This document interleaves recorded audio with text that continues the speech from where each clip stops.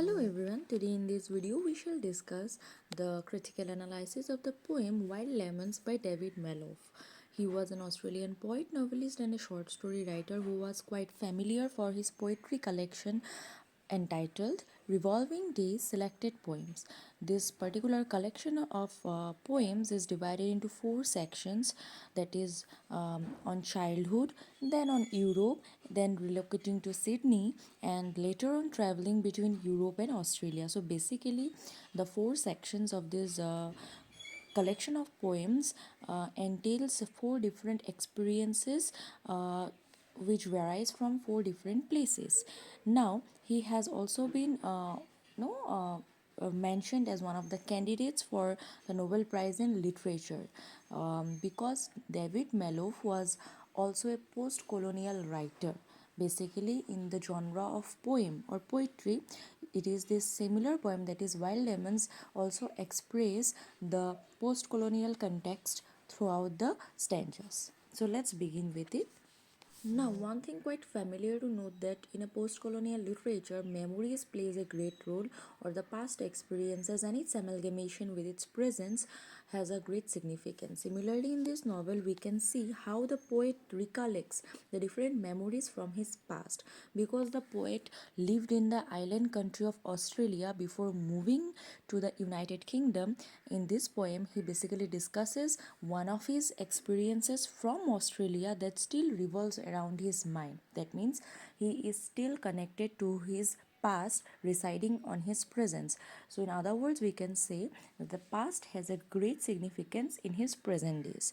So, if you see in the beginning of the poem, the poet refers to his past as well as his present. He describes about his experience when he was traveling with his friends in Australia, and in that travel journey, he was on a road where the road was leading to nowhere, but it keep him there being surrounded by wild lemons. So basically the road has no other any highlighting observations rather than the wild lemons.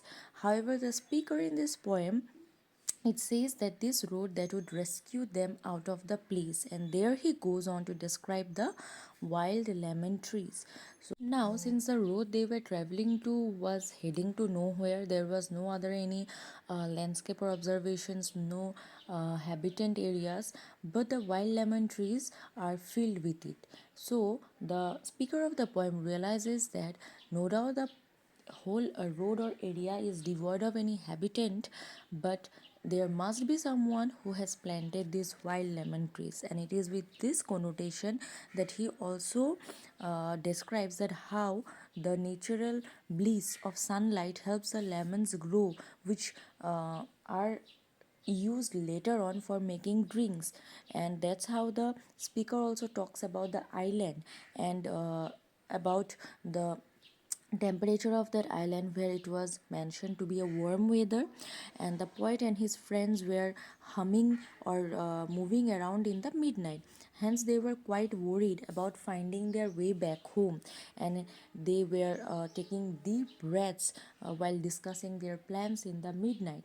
And the sea waves which are surrounded by there within, they were constantly hitting the shore, as mentioned by the speaker in the poem.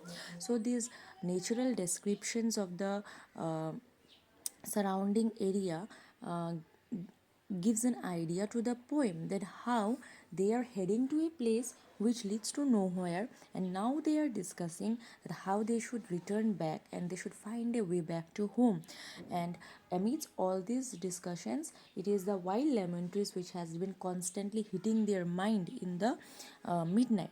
So, this complete description was one of the experiences in one of the journeys that he has experienced with his friends in the road, which was filled with the presence and smell of wild lemons. Now, he has directly come to his present life or moment, where he still rejoices those past memories of the wild lemons, those glimpses of the nature, and those flashbacks which is still revolving around in his mind.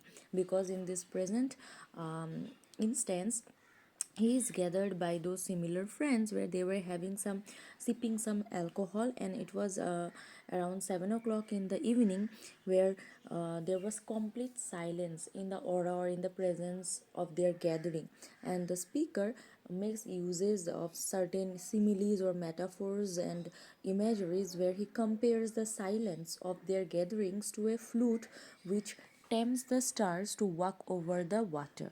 So, this imagery was compared to express their silence, but in a very melodious or in a very soothing temperate. The speaker presently is at UK in a completely different weather if compared to Australia.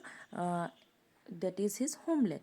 Even though the surroundings or the environments are different, however, the speaker's body, the speaker's mind, and his soul remains the same to that of his ear, that experience which he has gained as a memory amongst the wild lemons. The poet, the speaker in this poem implies how he still rejoices, he still revolves those memories, those experiences fresh in his mind, because according to the speaker, the time keeps moving, and it doesn't wait for someone to wake up before to wake up from their sleep. Hence, when he wakes up in the morning, time has already passed by and the clouds have melted, while he experiences the smell of wild lemons still fresh in the air.